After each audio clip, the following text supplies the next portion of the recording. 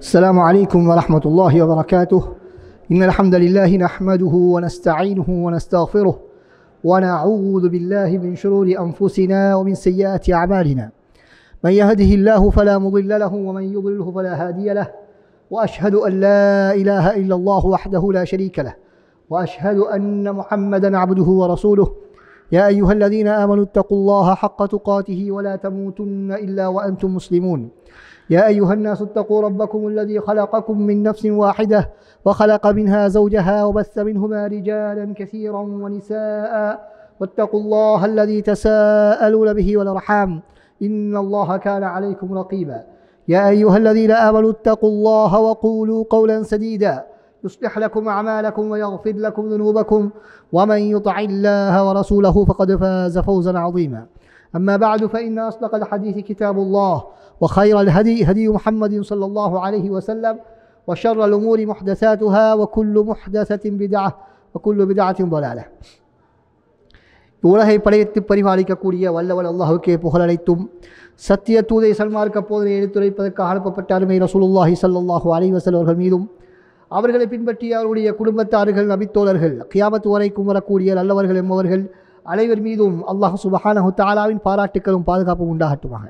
அன்பின் இஸ்லாமிய சகோதரர்களே, அல்லாஹ்வின் நல்லடியார்களே, அல்லாஹ்வும் அவருடைய தூதர் ஸல்லல்லாஹு அலைஹி வஸல்லம் அவர்களும் என்னென்ன விடயங்களை ஒரு வாழ்க்கையிலே எடுத்து நடக்குமாறு நமக்கு கட்டளையிட்டிருக்கிறார்களோ அவற்றை இயன்றளவு எடுத்து நடக்குமாறும், என்னென்ன விடயங்களை விட்டும் ஒவ்வொருவரும் நம்மை தடை செய்திருக்கிறார்களோ அவற்றை விட்டு முற்றுமுழுதாக தவிர்த்து கொள்ளுமாறு முதலில் என்னையும் அடுத்ததாக உங்களையும் வேண்டிக் கொள்கிறேன். அன்பார்ந்த அல்லாஹ்வின் நல்லடியார்களே, இஸ்லாமிய சகோதரர்களே, இன்றைய உரையினுடைய தலைப்பு அமானிதத்தை பேணுதல். அல்லாஹ் சுப்ஹானஹு தஆலா வானங்கள் பூமி ஆகியவற்றின் மீது இந்த அமானிதத்தை சுமக்கும் பொறுப்பை ஒப்படைத்தான். ஆனால் அவை ஏற்றுக்கொள்ள பொறுப்பெடுக்க மறுத்துவிட்டன.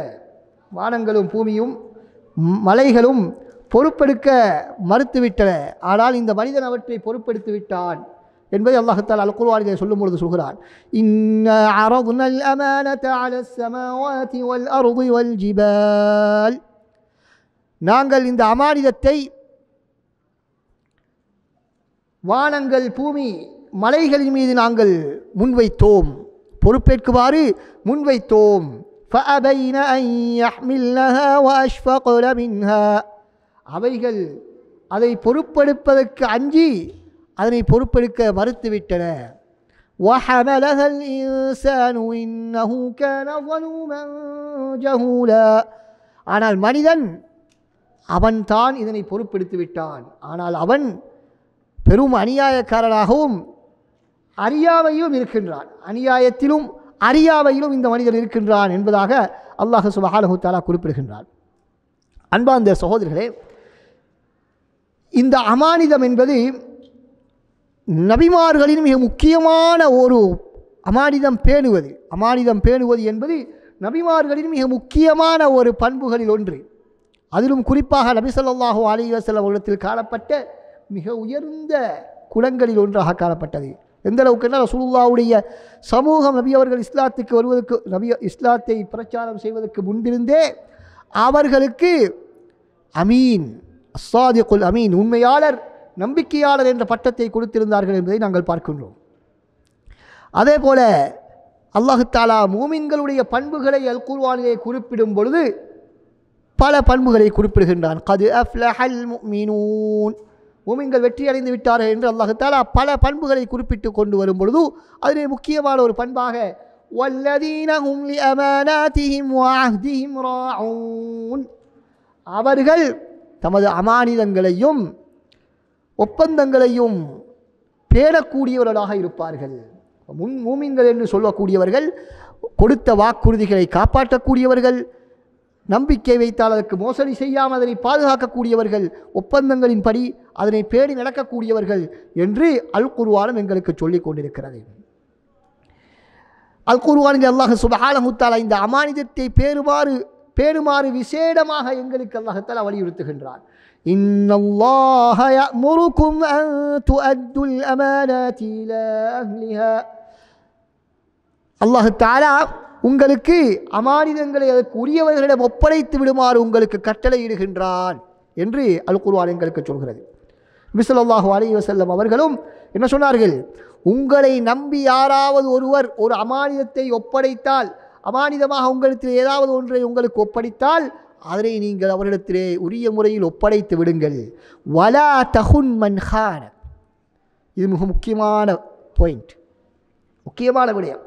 உங்களுக்கு யாராவது மோசடி செய்தால் அவருக்கு நீங்கள் மோசடி செய்து விட வேண்டாம். பழிக்கு வழி தீர்ப்பது என்பதற்காக வேண்டி நாங்கள் மோசடி செய்வதற்கு இக்காலத்திலும் யாருக்கும் இஸ்லாத்திலே அனுமதி கிடையாது. மோசடி என்று சொல்வது என்ன? ஒருவன் எங்களை நம்பியிருக்கும் பொழுது அவனுக்கு நாங்கள் துரோகம் செய்வது, அதுதான் மோசடி. எனவே மோசடிக்கு எந்த இடத்திலும் இஸ்லாம் யாருக்கும், மூமினாக இருக்கலாம், காஃபிராக இருக்கலாம், யாராக இருந்தாலும், எதிரியாக இருக்கலாம், நண்பராக இருக்கலாம், யாராக இருந்தாலும் அவர்களுக்கு மோசடி செய்வதற்கு இஸ்லாம் அனுமதிக்கவில்லை என்பதை நாங்கள் இந்த ஹதீஸ் மூலம் புரிந்து கொள்கின்றோம். இந்த ஹதீஸ் அபூ தாவூத், திர்மிதி போன்ற நூட்களில் பதிவு செய்யப்பட்டிருக்கின்றது. அன்பார்ந்த சகோதரர்களே, இந்த அமானிதத்தை நிறைவேற்றுவது என்பது ஒவ்வொருவருடைய உரிமையையும் சரியான முறையில் கொடுப்பதை குறிக்கும். அதே போல மோசமான பண்புகளை விட்டும் நாங்கள் தவிர்த்திருக்க வேண்டும் என்பதை எங்களுக்கு வலியுறுத்துகின்றது. அது மாத்திரமல்ல, எந்த அளவுக்கு இந்த அமானிதம் என்பது முக்கியமானது என்றால், ஈமானும் அமானிதமும் எப்பொழுதும் சம்பந்தப்பட்டு கொண்டே இருக்கிறது. யாரிடத்தில் ஈமான் இருக்கிறதோ அவர் ஒரு நாளும் அமானித மோசடியில் ஈடுபட மாட்டார், அமானிதத்துக்கு மாற்றமாக நடக்க மாட்டார், அமானிதத்தை பேணக்கூடியவராகத்தான் ஒரு மூமின் எப்பொழுதும் இருப்பார். யாராவது அப்படி அமானிதத்துக்கு மோசம் செய்யக்கூடிய பண்பு யாரிடத்திலேயாவது இருக்கிறது என்று சொன்னால் அவரிடத்திலே நிஃபாக் குடிகொண்டிருக்கிறது. முனாஃபிக்குகளுடைய ஒரு முக்கியமான பண்பு இடத்தில் இருக்கிறது. எனவேதான் ரசூல் ஸல்லல்லாஹு அலைஹி வஸல்லம் சொன்னார்கள், முஸ்னத் அஹ்மதில் இந்த ஹதீஸ் பதிவு செய்யப்பட்டிருக்கிறது. இமாம் அல்பானி ரஹ்மத்துல்லாஹி அவர்கள் ஆதாரப்பூர்வமானது என்று சொல்கிறார்கள்.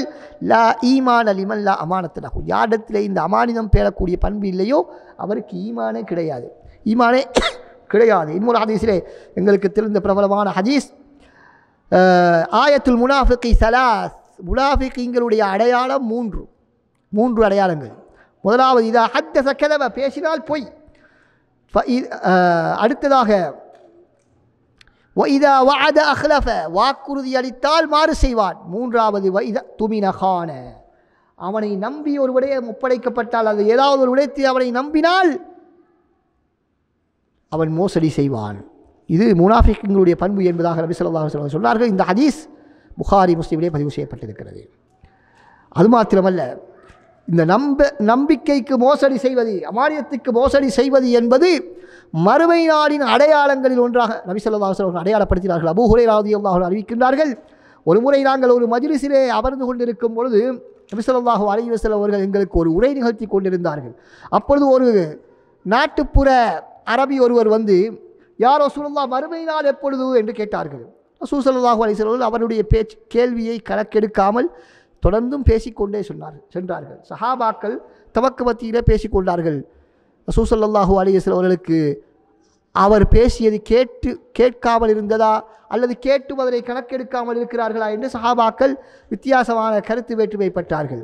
அப்பொழுது நபி ஸல்லல்லாஹு அலைஹி வஸல்லம் அவர்கள் தனது உரையை முடித்துவிட்டு, இந்த மறுமை நாள் எப்பொழுது என்று கேட்டவர் எங்கே என்று கேட்டார்கள், வினவினார்கள். அப்பொழுது அந்த மனிதர், ஆம் இதோ இருக்கிறேன் யா ரசூலல்லாஹ், நான் தான் என்பதாக சொன்னவுடன் நபி அவர்கள் சொன்னார்கள், அமானிதம் எங்கு தொலைக்கப்படுகிறதோ, வீணாக்கப்படுகிறதோ அங்கு மறுமை நாளை நீங்கள் எதிர்பாருங்கள் என்பதாக சொன்னார்கள். அப்பொழுது அந்த மனிதர், அப்படி அமானிதத்தை வீணாக்குவது என்று சொன்னால் என்ன யா ரசூலல்லாஹ் என்பதாக கேட்டார். அப்பொழுது அவர் ரசூல் ஸல்லல்லாஹு அலைஹி வஸல்லம் சொன்னார்கள், தகுதியற்றவர்களிடம் பொறுப்புகள் ஒப்படைக்கப்பட்டால் நீங்கள் மறுமை நாளையே எதிர்பாருங்கள். ஆதாரம் புகாரி. எனவே அன்பார்ந்த சகோதரர்களே, தகுதியற்றவர்கள் ஒரு பொறுப்பை செய்வதற்கு தகுதியற்றவர்களிடம் அந்த பொறுப்பு ஒப்படைக்கப்படக்கூடிய இடத்தில் அது மறுமை நாளுடைய அடையாளமாக இருக்கின்றது. இன்று நாங்கள் சர்வசாதாரணமாக பார்க்கிறோம்.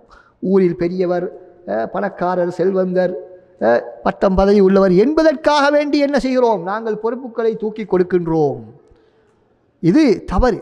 குறிப்பிட்ட பொறுப்பை பதவியை வகிப்பதற்கு அவர் தகுதியா இல்லையா, அதற்குரிய தராதரங்கள் தகுதிகள் அவரிடத்தில் இருக்கின்றனவா என்று பார்த்துத்தான் நாங்கள் ஒப்படைக்க வேண்டும் என்பதை இந்த ஹதீஸிலிருந்து நாங்கள் புரிந்து கொள்கின்றோம்.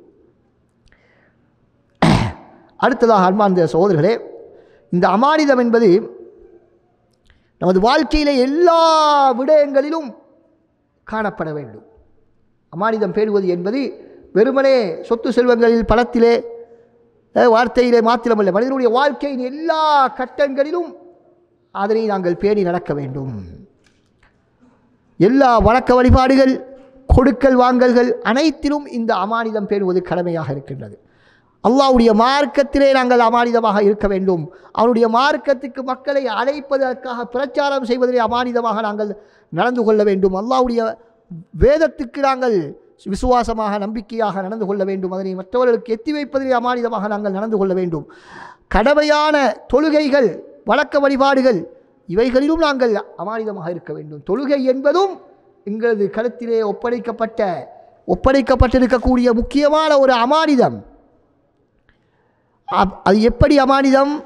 அந்த தொழுகையை உரிய நேரத்திலே இஸ்லாம் எங்களுக்கு சொல்லி இருக்கக்கூடிய அந்த நிபந்தனைகளை பேணி உரிய முறையில் நிறைவேற்றினால்தான் அந்த நாங்கள் அமானிதத்தை பேணியதாக கருதப்படுவோம். எங்களுக்கு விரும்பியவாறு தொழுதுவிட்டு சென்றால் நாம் அமானிதத்துக்கு மோசடி செய்தவர்களாக கருதப்படுவோம்.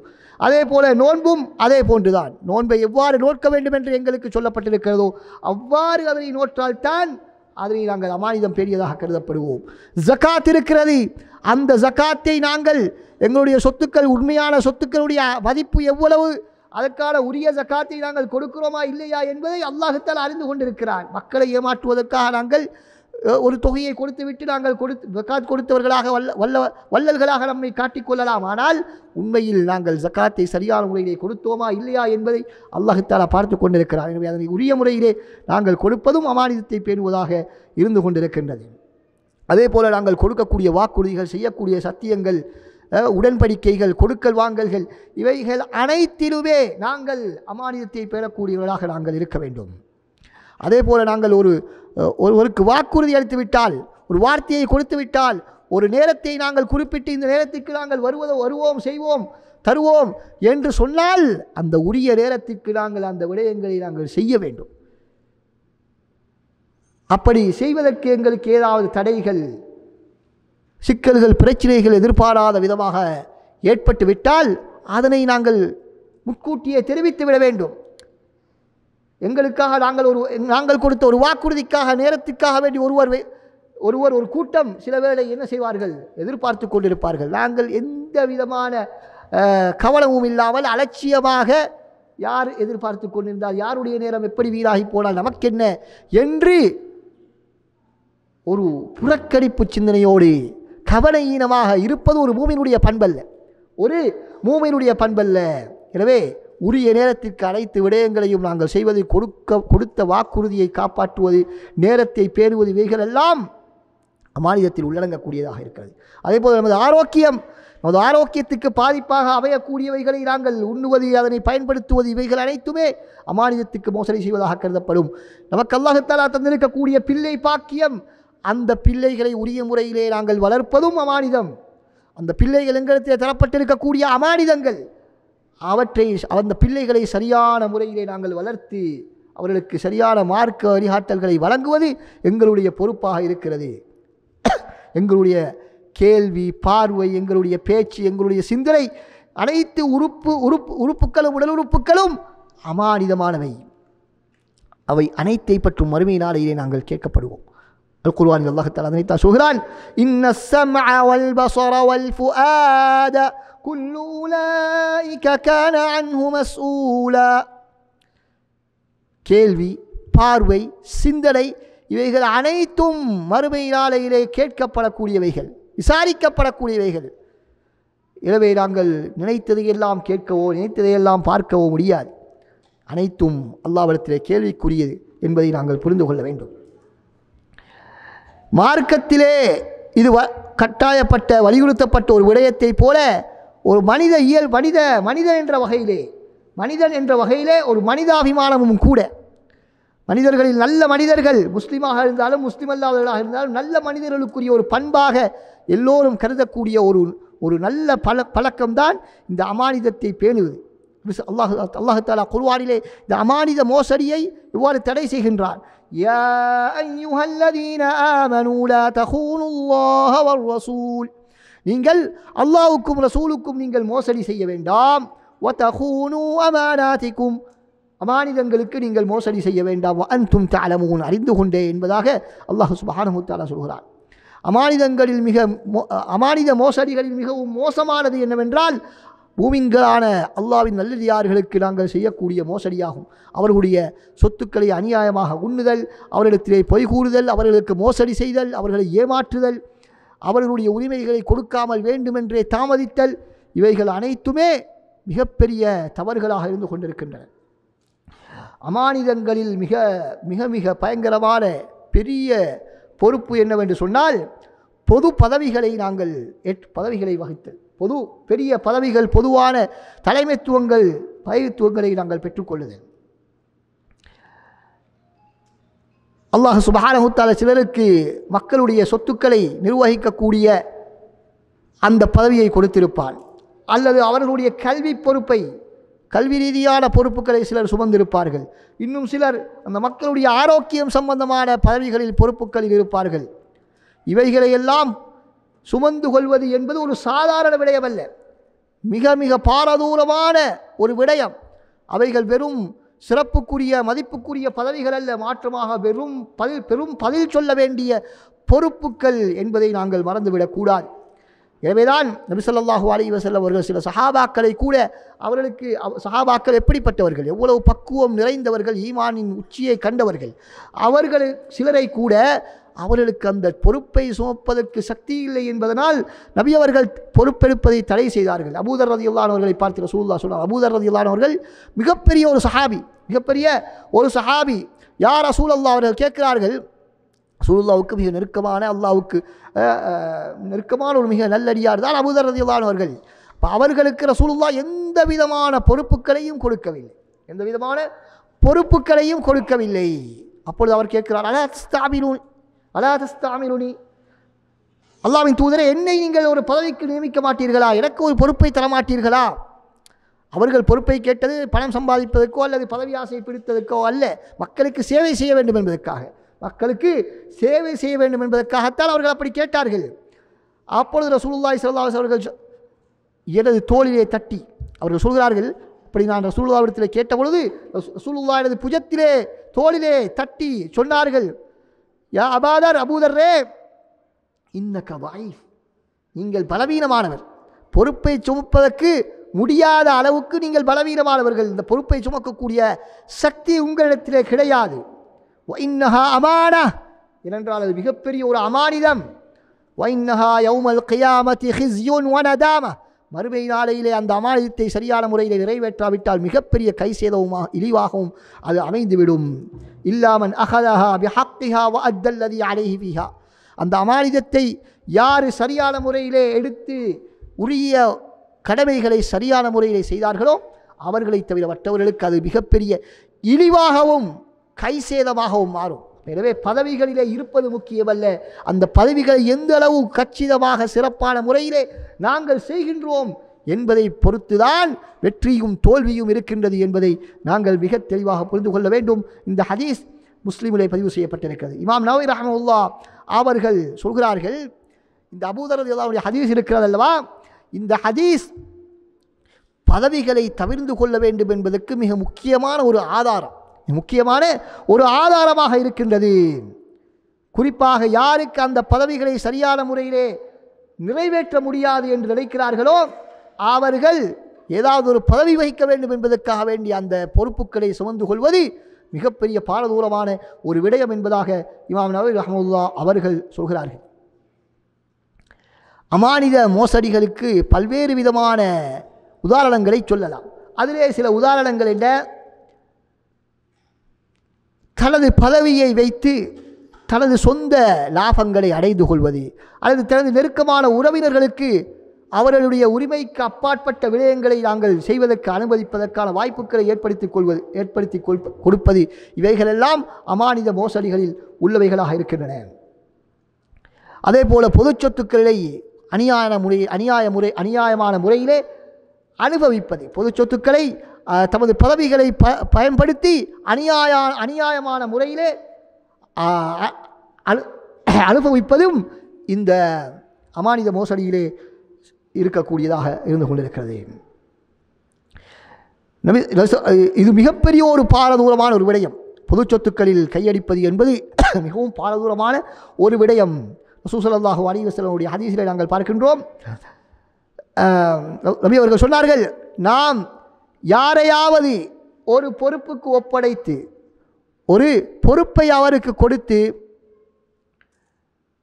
அந்த பொறுப்புக்காக வேண்டி அவருக்கு நாங்கள் கூலியும் வழங்கியதன் பின்னாலும் யாராவது அந்த கூலியை விட மேலதிகமாக ஏதாவது ஒன்றை எடுத்துக்கொள்வார்களேயானால்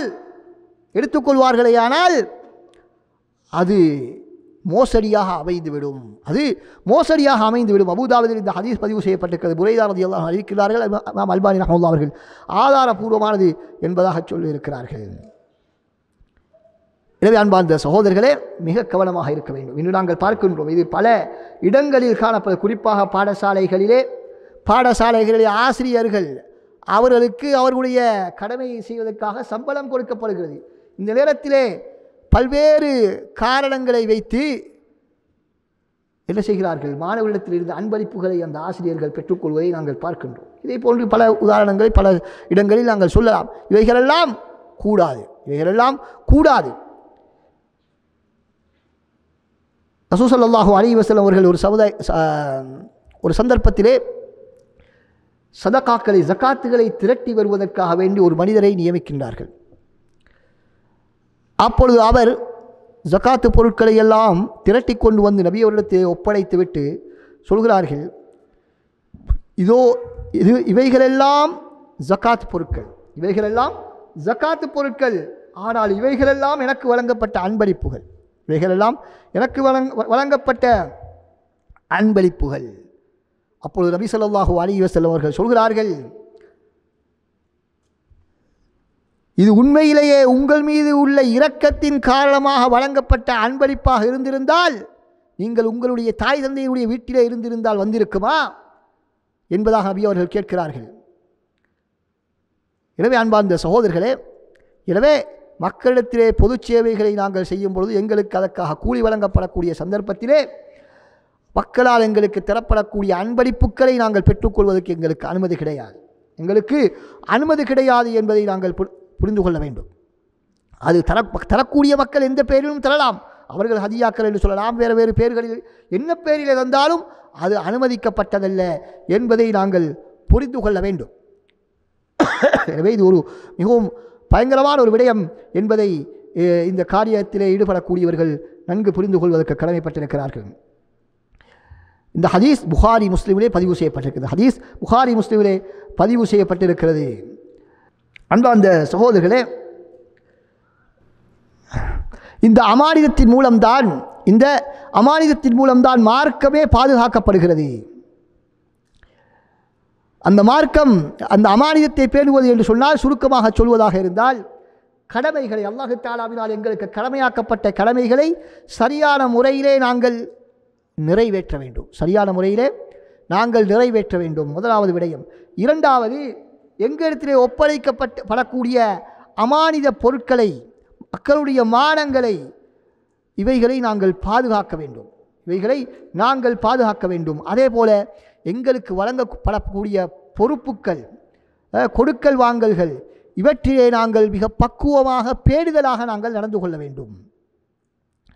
அப்பொழுதுதான் மனிதனுடைய மானங்களும் சொத்து செல்வங்களும் பாதுகாக்கப்படும்.